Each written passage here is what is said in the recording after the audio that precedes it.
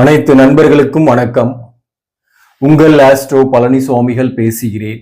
இந்த காணொளியில மிதுனம் லக்னமாக இருக்கீங்க அல்லது மிதுனம் ராசியாக இருக்கீங்கன்னாக்க இரண்டாவது திருமணம் யாருக்கு, அந்த இரண்டாவது திருமணம் எப்படி அமையும், எந்த நட்சத்திரத்துல அமையும், எந்த இடத்துல வரன் அமையும், எப்படிப்பட்ட வாழ்க்கை இருக்கும், சந்தோஷமா இருக்குமா, நிம்மதியை தருமா, நிம்மதியை தராதா என்பதை பற்றி நம்ம இந்த பதிவுல டீட்டெயிலா பார்க்கலாம். மிதுன லக்னமாகவே இருந்தீங்கன்னாக்க 100%, மிதுன ராசியாக இருந்தா 50% அளவுக்கும் இந்த வீடியோ உங்களுக்கு பொருத்தமாக இருக்கும். அதே போல இன்னுமே எனக்கு முதல் திருமணமே ஆகல, அதுக்குள்ள ரெண்டாவது திருமணமா அப்படின்னு நினைக்கக்கூடியவர்கள், இன்னமும் ஃபர்ஸ்ட் மேரேஜே ஆகாதவங்க இந்த வீடியோவை ஸ்கிப் பண்ணிட்டு போறதுதான் உங்களுக்கு நல்லது. டைம் வேஸ்ட் பண்ண தேவையில்லை, அதுக்காக சொல்றேன்.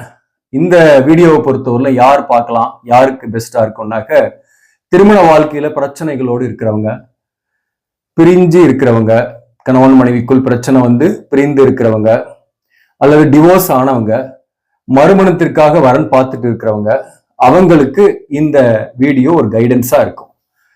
இதை ஒரு பொது பலனாதான் சொல்றேன். பொதுவான விஷயங்கள் தான் இதில் நம்ம சொல்ல போறோம். இப்போ குறிப்பா பாத்தீங்கன்னாக்க இந்த திருமண வாழ்க்கையில பிரச்சனை யாருக்கு வருது, மிதுன ராசியாக இருக்கீங்கன்னாக்க யாருக்கு திருமண வாழ்க்கையில நிறைய பிரச்சனை வருதுன்னா, இங்க மிருகசீரிஷம் நட்சத்திரம் 3ஆம் பாதம் 4ஆம் பாதம் இருக்கும். இந்த மிருகசீரிஷம் நட்சத்திரத்துல பிறந்தவங்க ஏதோ ஒரு வகையில அவசரப்பட்டு கல்யாணம் பண்ணிடுவாங்க, அல்லது காதல் திருமணம் கூட ஏற்பட்டுடும். ஆனா திருமண வாழ்க்கைக்கு பிறகு, ஆஃப்டர் த மேரேஜுக்கு பிறகு கருத்து வேறுபாடு, சண்டை, பிரிந்திருக்கிறது, சில பேருக்குலாம் டிவோர்ஸ் ஆகும். அந்த மாதிரியான சூழ்நிலை, செகண்ட் மேரேஜ் நோக்கி போகக்கூடிய அந்த சூழ்நிலை எல்லாம் இவங்களுக்கு மிக அதிகம். அதே போல திருவாதிரை நட்சத்திரம் 1 பாதம் 2ஆம் பாதத்துல பிறந்தவங்களுக்கும் இதே பிரச்சனை தான். அப்போ இந்த மிதுன ராசியாக இருக்கீங்கன்னாக மிருகசீரிஷம் அல்லது திருவாதிரை நட்சத்திரத்தில் பிறந்தவங்களுக்கு திருமண வாழ்க்கை பிரச்சனை மிக அதிகம். அப்போ அவங்களுக்கு 2ஆம் தாரம் போறதுக்கான வாய்ப்பும் மிக அதிகம் என்பதை தெரிஞ்சுக்கலாம். ஏன்னா இதை ஒரு ஆய்வின் அடிப்படையில் தான் இந்த வீடியோவை நான் எடுத்துட்டுக்கிறேன். ஏன்னா மிருகசீரிஷ நட்சத்திரத்துல பிறந்தவங்க நிறைய பேர் ஃபேமிலி இஷ்யூஸ் நிறைய இருந்துட்டு இருக்கு.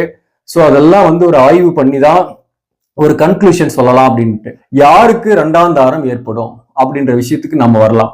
உங்களுடைய சுய ஜாதகத்துல 7ஆம் அதிபதியாக வரக்கூடியவர் இப்ப மிதுன லக்னமாக இருக்கீங்கன்னாக்க 7ஆம் அதிபதி குரு பகவான் தான். அந்த குருவே தான் பாதகாதிபதியாகவும் வராரு. இப்போ உங்களுக்கு மேரேஜ் ஆகுது அப்படின்னாக்க முதல் திருமணத்துல பாத்தீங்கன்னாக்க வரக்கூடிய வாழ்க்கை துணைவர் மேக்சிமம் உங்க குடும்ப வாழ்க்கை, குறிப்பா உங்களுடைய பேரண்டோட செட் ஆகவே மாட்டாங்க, கருத்து வேறுபாடோடய இருக்கிற மாதிரி இருக்கும். நீங்களும் அவங்களுடைய பேரண்டோட செட் ஆக மாட்டீங்க, அது ஒரு கருத்து வேறுபாடு இருந்துகிட்டே இருக்கும். முதல் காரணமே அங்கதான் ஸ்டார்ட் ஆகுது. அதாவது குறிப்பா மிதுன லக்னத்துல பிறந்தவங்களுக்கு வரக்கூடிய வாழ்க்கை துணைவராகட்டும், நண்பர்களாகட்டும், ஏதோ ஒரு பாதகத்தை செய்யக்கூடியவர்களாகவே இருப்பாங்க. அவர்களாலதான் இவர்களுக்கு பாதகமேன்னு வச்சுங்களேன். மிதுனத்துல பிறந்தவங்களுக்கு நண்பர்கள், கூட்டாளிகள், வாழ்க்கை துணைவர், சந்திக்கக்கூடிய மனிதர்கள், அவங்களாலதான் பாதகமே. இப்போ பாத்தீங்கன்னாக்க நண்பர்கள் கூட பாத்தீங்கன்னாக்க நல்லா பழகுவாங்க, ஆனா உண்மையான நண்பர்னு யாரும் இருக்க மாட்டாங்க. அவங்க குறிப்பா மிதுனத்துல பிறந்தவங்களை ஏதோ ஒரு வகையில பயன்படுத்திக்கிட்டு இருப்பாங்க. ஏதாவது ஒரு பொருளை விற்கிறதுக்கு அல்லது ஒரு பணம் ஹெல்ப் பண்றதுக்கு, இந்த மாதிரி ஏதாவது ஒரு வகையில அவங்க இவங்களை பயன்படுத்திக்கிட்டு இருப்பாங்க. இன்னொரு பக்கம் பாத்தீங்கன்னாக்க கூட இருக்கக்கூடிய நண்பர்கள் சொன்னாங்கன்னு சொல்லிட்டு இவங்க ஏதாவது ஒரு செயல்பட்டாங்கன்னு வச்சுங்களேன். குறிப்பா ஏதாவது ஒரு பொருள் வாங்குறாங்க, இல்ல ஏதாவது ஒரு திட்டத்துல சேர்றாங்க, இல்ல ஒரு கூட்டு தொழில் சேர்ந்து ஒரு தொழில் ஆரம்பிக்கிறாங்கன்னாக்க அதுல டோட்டலா இவங்களுக்கு டேமேஜ் ஆகும், நஷ்டமாகும். அப்போ பாத்தீங்கன்னாக்க அதே போலதான் வாழ்க்கை துணை வரும். திருமண வாழ்க்கை என்பது பாத்தீங்கன்னாக்க என்னதான் பொருத்தம் இருக்கு, விட்டு கொடுத்து போறோம், பொறுமைசாலியா இருக்கிறோம், புத்திசாலியா குடும்பத்தை நடத்துறோம், பணம் சம்பாதிக்கிறோம், எல்லாமே இருக்கு, ஆனா நிம்மதி இல்லை அப்படின்னாக்க அதுக்கு காரணம் தான் இந்த உபய ராசிகளில், உபய லக்னங்களில் பிறந்தவர்களுக்கு இந்த மாதிரியான பிரச்சனைகள் மிக அதிகம். அதாவது குறிப்பா திருமண வாழ்க்கையில பிரிவுகளோ பிரச்சனைகளோ அல்லது ஒரு கருத்து வேறுபாடுகளோடு வாழ்ந்து கொண்டிருக்கக்கூடிய சூழ்நிலை அதிகம். இப்ப நான் இந்த 2ஆம் தாரம் யாருக்கு அப்படின்னாக்க குறிப்பா இந்த 7ஆம் அதிபதியாக வரக்கூடிய குரு பகவான் வக்ரம் பெற்று அங்கேயே இருந்தாலும் சரி, அல்லது உங்க ஜாதக கட்டத்துல எங்க இருந்தாலும் சரி, அவர்களுக்கு இருதாரம் ஏற்படும். அதே போல இந்த 7ஆம் பாவகத்துக்கு சனி பார்வை, செவ்வாயோட பார்வை, ராகு கேதுக்கள் அங்க தொடர்பு கொண்டு இருக்காங்க, சூரியன் அங்க இருக்கிறாரு அப்படின்னாலையும் பாத்தீங்கன்னாக்க அந்த இருதாரம்ன்றது ஏற்படும். இது ஒரு கலஸ்தர தோஷத்தை ஏற்படுத்தக்கூடிய அமைப்பு. இந்த 7ஆம் பாவாதிபதி வக்ரம் ஆகிறது எதனால அப்படின்னாக்க கடந்த ஜென்மத்தோட கர்மா தான் நமக்கு. கடந்த ஜென்மத்துல கலஸ்தரம் சார்ந்த விஷயத்துல நாம ஏதாவது தப்பு பண்ணியிருப்போம், அல்லது சரியான கோஆபரேஷன் இல்லாம இருந்திருப்போம். அதோட கர்மா நம்மளை தொடர்ந்து இந்த காலகட்டத்தில் இந்த ஜென்மத்துல பாதிப்பை ஏற்படுத்துறதா அந்த 7ஆம் அதிபதியாக வரக்கூடிய கிரகம், குறிப்பா மிதுனத்திற்கு குரு பகவான் வக்ரம் பெற்று இருப்பது. சரி, வக்ரம் பெற்று இருந்தா குடும்ப வாழ்க்கையில பிரச்சனை, பிரிவுகள், இருதாரம் ஏற்படுது. 2வது ஆரம் ஏற்படுறதுக்கு இது மட்டுமே போதுமானா இன்னும் சில விதிகளையும் கிரகங்களையும் நம்ம பார்க்கணும். அதப்படி பார்க்கும்போது பாத்தீங்கன்னாக்க 7ஆம் பாவகத்துக்கு ஒரு பாவ தொடர்பும் இருக்கணும். அப்பதான் பிரிந்து இருக்கக்கூடிய சூழ்நிலை ஏற்படும். அதே போல 2ஆம் தாரம்ன்றது ஏற்படும். உதாரணமா 7ஆம் இடத்துல சூரியனும் 3ஆம் பாவகத்துல குரு வக்கரமாய் இருக்கிறாரு, அல்லது குருவே வக்கரமே ஆகாம இருக்கிறாங்க அப்படின்னா என்ன பலன் அப்படின்றது நாம தெரிஞ்சுக்கலாம். இப்போ பாத்தீங்கன்னாக்க 3ஆம் அதிபதியும் 7ஆம் அதிபதியும் பரிவர்த்தனை பெற்று இருக்காங்க. அப்போ அங்க குரு வக்கரமானா இருதாரம் ஏற்படும். ஏன்னா சூரியன் 7ல இருக்கிறாரு, சண்டை சச்சரவாவே இருக்கும், திருமணம் கூட தாமதமாகும், ஆஃப்டர் த மேரேஜுக்கு பின்னாடி பிரச்சனைகளோட இருக்கக்கூடிய சூழ்நிலை வரும். சப்போஸ் அந்த குரு வக்கரமாகாம 3ஆம் இடத்துல இருக்காருன்னு வச்சீங்களேன், அவர்களுக்கும் குடும்ப வாழ்க்கையில பிரச்சனைகள், நிம்மதி இல்லாத சூழ்நிலை, சச்சரவுகள் இருக்கும். அடிஷனலா இவங்க பிரிய மாட்டாங்க, ஆனா திருமணத்துக்கு மீறிய உறவுகள் ஏற்படக்கூடிய வாய்ப்பு மிக அதிகம். 7ஆம் அதிபதி வக்கரம் ஆகல, ஆனா 7ஆம் இடத்துல செவ்வாய் அல்லது சூரியன் அல்லது சனி போன்ற கிரகங்கள் இருந்தாக தற்காலிக பிரிவாவது ஏற்படும், பிரிவுகள் ஏற்படும். அதே போல பாத்தீங்கன்னாக்க ஏதோ ஒரு வகையில சுக்கிரனும் புதனும் உங்க ஜாதகத்துல சேர்ந்து இருந்தாவோ, அல்லது சுக்கிரன் ஆட்சி உச்சம் பெற்று உங்க ஜாதகத்தில் இருந்தாவோ அவர்களுக்கு திருமணத்துக்கு மீறிய உறவுகள் ஏற்படும்.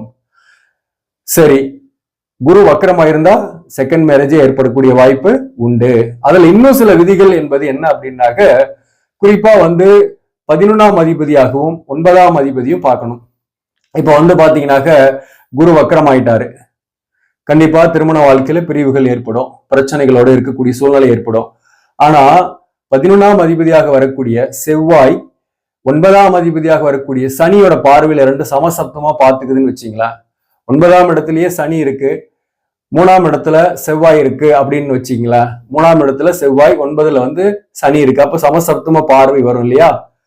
அப்ப என்ன ஆகும் அப்படின்னாக்க, குறிப்பா சனி அங்க வக்கரமும் ஆகியிருந்தாக அவர்களுக்கு பாத்தீங்கன்னாக்க செகண்ட் மேரேஜ் ஆகாது. ஆகனாலையும் அந்த செகண்ட் மேரேஜ் பிரச்சனையா இருக்கும், பிரிவுகளை ஏற்படுத்தும்ன்றத நம்ம தெரிஞ்சுக்கலாம். புரியுதுங்களா. 11ஆம் பாவகம் என்பது இளையதாரத்தை குறிக்கக்கூடிய இடம். 9ஆம் இடம் என்பதும் முக்கியமான வருது, அதுவும் இளையதாரத்தை குறிக்கக்கூடிய இடம் தான். சோ அந்த 9, 11ஆம் அதிபதிகள் ஒரு ஜாதகத்துல ஆட்சி பெற்றிருந்து உச்சம் பெற்றிருந்தாலும் அவர்களுக்கு இளையதாரம் ஏற்படும். அதுக்கு ஒரு குரு பார்வை இருந்துச்சுன்னா கண்டிப்பாக செகண்ட் மேரேஜ் ஏற்படும்.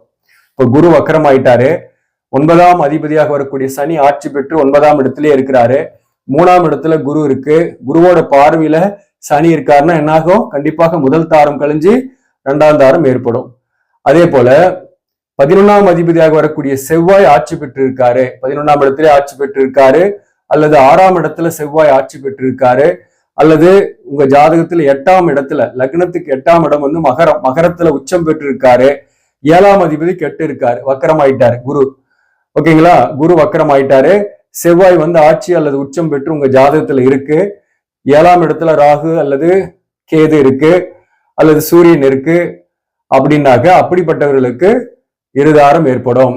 இதை இன்னொரு மாதிரியும் நாம புரிஞ்சுக்கலாம். 7ஆம் அதிபதியும் 11ஆம் அதிபதியும் பரிவர்த்தனை பெற்றிருந்தாலும் அவர்களுக்கு இருதாரம் ஏற்படும் அந்த தசாபுக்தி காலத்துல. 7ஆம் அதிபதி குரு பகவான் 11ஆம் இடத்துல வக்கரம் பெற்று இருக்கிறாரு மேஷத்துல. இந்த 7ஆம் இடம் தனுசுல செவ்வாய் இருக்குன்னு வச்சீங்களேன், அவர்களுக்கு பிரிந்து 2ஆம் தாரம் ஏற்படும் அந்த தசாபுக்தி காலகட்டத்துல. இந்த ஏழரை சனி நடக்கக்கூடிய காலகட்டத்துல அல்லது அஷ்டமத்து சனி நடக்கக்கூடிய காலகட்டத்துல அந்த திருமண வாழ்க்கையில பிரச்சனைகளை கொடுக்கும் இந்த மாதிரி அமைப்புகள் இருந்தா. இப்போ நாம புரிந்து கொள்ள வேண்டியது என்ன அப்படின்னாக்க, சிம்பிளா உங்களுக்கு புரியுற மாதிரி சொல்லணும்னாக்க, அதாவது 7ஆம் பாவகத்துக்கு பாவ தொடர்புகள் இருந்து 7ஆம் அதிபதியும் வக்கரம் பெற்றிருந்து 9ஆம் அதிபதியோ அல்லது 11ஆம் அதிபதியோ ரெண்டுத்துல ஏதாவது ஒரு கிரகமாவது ஆட்சியோ உச்சமோ பெற்றிருந்து அதற்கு ஒரு குரு பார்வை இருக்குன்னா கண்டிப்பா செகண்ட் மேரேஜ் நடக்கும். அதே போல அந்த செகண்ட் மேரேஜ் நல்லா இருக்குமா அப்படின்ற பாயிண்ட்டுக்கு நான் இங்க வரேன். அதுக்கு லக்னத்துக்கு 12ஆம் பாவகத்தை பார்க்கணும். ராசிக்கு 12ஆம் பாவகம் உங்களுக்கு வந்து பாத்தீங்கன்னாக்க ரிஷபம் வரும். அந்த ரிஷபத்துல எந்த கிரகமும் இல்லைன்னா செகண்ட் மேரேஜ் நல்லாவே இருக்கும், பிரச்சனை இல்லை. அந்த இடத்துல உங்களுக்கு செவ்வாய் இருக்கு அல்லது சூரியன் இருக்கு அல்லது அந்த இடத்துல வந்து உங்களுக்கு வந்து தேய்பிரை சந்திரன் இருக்கு, மிதுன லக்னமாக இருக்கீங்க, ரிஷப ராசி, தேய்பிரை சந்திரனாக இருக்கிறாருன்னா கூட செகண்ட் மேரேஜ்ல கருத்து வேறுபாடும் பிரச்சனையும் பிரிந்து இருக்கக்கூடிய சூழ்நிலையுமே ஏற்படுத்தும். அதற்கு பொருத்தமான வரன் பார்த்துட்டீங்கன்னா பிரச்சனை கிடையாது. பொருத்தமான வரன் பார்க்காத பட்சத்துல, அதாவது நீங்க செலக்ட் பண்ணக்கூடிய அந்த வாழ்க்கை துணையுடைய ஜாதகத்திலையும் 12ஆம் பாவகத்துல இந்த மாதிரி செவ்வாய் அல்லது சனி அல்லது தேய்பிரை சந்திரன் அல்லது கேது இருந்து உங்களுக்கு வந்து நீங்களும் உங்க ஜாதகத்திலையும் லக்னத்துக்கு 12ல இதே மாதிரி இருந்துச்சுனாக்க சேர்த்தும் போது அந்த திருமண வாழ்க்கையில கருத்து வேறுபாடும் நிறையவே இருக்கும். குடும்ப வாழ்க்கையில ஒரு திருப்தி இல்லாத சூழ்நிலை தான் இருக்கும் செகண்ட் மேரேஜ் கூட. அப்போ யாருக்கு ஹாப்பியா இருக்கும்? இந்த 12ஆம் பாவகம் காலியா இருக்கிறோம். நீங்களும் அதே மாதிரி ஒருத்தரை பார்த்து செலக்ட் பண்ணிக்கிட்டீங்கன்னா உங்க லைஃப் வந்து செகண்ட் மேரேஜ் ஹாப்பியா இருக்கும். இப்போ எந்த இடத்துல உங்களுக்கு வந்து வாழ்க்கை துணைவர் அமைவார்? செகண்ட் மேரேஜ் ஆகட்டும், ஃபர்ஸ்ட் மேரேஜ் ஆக கூட சொல்லலாம். பெரும்பாலும் இந்த மிதுனத்துல பிறந்தவங்க பாத்தீங்கன்னாக்க எங்கேயுமே பெருசா வெளியே தேடி அலைய தேவையில்லை. நீங்க ஒர்க் பண்ற இடத்துலயே உங்களுக்கான வாழ்க்கை துணையோடு இருக்கிறதுக்கு மேக்சிமம் வாய்ப்பு இருக்கு. விருப்பப்பட்டு மேரேஜ் ஆகும். செகண்ட் மேரேஜ் கூட சொல்றேன், விருப்பப்பட்டு மேரேஜ் ஆகிறதுக்கு நிறைய சான்சஸ் இருக்கு.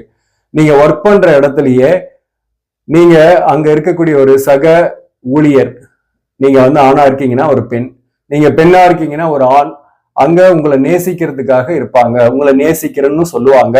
அதன் மூலம் ஒரு நட்போ அல்லது காதலோ ஏற்பட்டு அது கல்யாணத்துல முடியும். ஸோ மேரேஜ் பண்றதுக்காக உங்களுக்கு பொதுவான திசைன்னு பாத்தீங்கன்னாக்க கிழக்கு, ஏன்னா 7ஆம் பாவகம் வந்து தனுசுன்றதுனால கிழக்கு, வடக்கு, ஈவன் தெற்கு கூட நீங்க பார்க்கலாம். எந்தெந்த நட்சத்திரத்துல உங்களுக்கு அந்த வரன் வரும் அப்படின்னாக்க புதனோட நட்சத்திரமாக வரக்கூடிய ஆயில்யம், கேட்டை, ரேவதி நட்சத்திரமாக இருக்கலாம் உங்களுக்கு வரக்கூடிய வாழ்க்கை துணைவர். செவ்வாயோட நட்சத்திரமாக இருக்கக்கூடிய சித்திரை, மிருகசிரீசம், அவிட்டம் நட்சத்திரமாக இருக்கலாம். அல்லது உங்களுக்கு வரக்கூடிய வாழ்க்கை துணைவர் மூலம், மகம், அஸ்வினி நட்சத்திரத்தில் பிறந்தவங்களாகவும் இருக்கலாம்.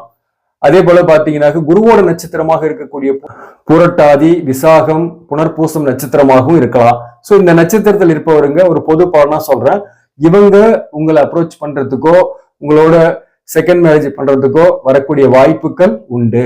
ஒரு பாதிக்கப்பட்டிருக்கீங்க, முதல் கல்யாணத்தால நிறைய பாதிக்கப்பட்டிருக்கீங்க, பிரச்சனையோடு இருக்கீங்க, ஒரு குழந்தை இருக்கு அப்படின்னாக்க நீங்களும் அதே மாதிரி ஒரு பாதிக்கப்பட்ட ஒரு பர்சனை கல்யாணம் பண்ணிக்கிறது தான் நல்லது. அதே போல பாத்தீங்கன்னா இன்டர் காஸ்ட் மேரேஜ் ஆகலாம், அல்லது உங்களோட ஒரு தகுதி உயர்ந்தோ அல்லது குறைந்தோ ஒரு ஈக்குவலைஸ் இல்லாம ஒரு அப் அண்ட் டவுன்ஸ் இருக்கிற மாதிரி இருக்கக்கூடியவங்களாவும் இருக்கலாம். அப்படி வித்தியாசமா இருக்கவங்களை கல்யாணம் பண்ணிக்கிறது நல்லது. இப்போ உங்களுக்கு ஒரு குழந்தை இருக்குன்னா ஒரு குழந்தை இருக்கிறவங்களே கூட கல்யாணம் பண்ணிக்கிறது நன்மை. மொத்தத்துல இந்த வீடியோ உங்களுக்கு ஒரு பயனுள்ளதாக இருக்கும்னு நான் நினைக்கிறேன். ஸோ ஆக நண்பர்களே, இந்த பதிவு உங்களுக்கு பிடிச்சிருந்தாக லைக் பண்ணுங்க, இதை மற்றவர்களுக்கும் ஷேர் பண்ணுங்க. இன்னும் நம்ம சேனலை சப்ஸ்கிரைப் பண்ணாம பாக்குறவங்க சப்ஸ்கிரைப் பண்ணி கண்டினியூ பண்ணுங்க. இதன் மூலம் உங்களுக்கு ஒரு சரியான ஜோதிட தகவல்களும் ஆன்மீக தகவல்களும் கிடைக்கும். நன்றி, வணக்கம்.